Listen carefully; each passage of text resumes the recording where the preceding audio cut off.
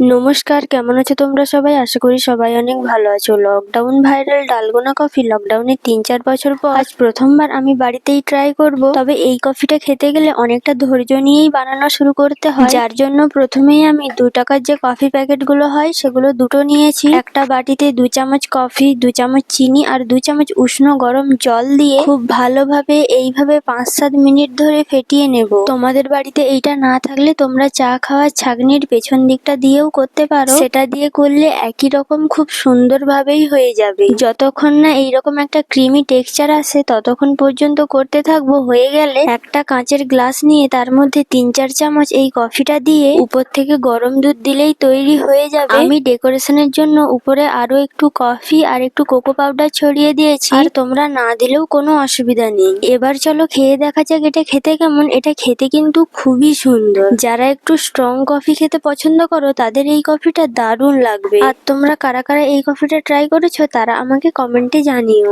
দেখা হচ্ছে নেক্সট ভিডিওতে। টাটা।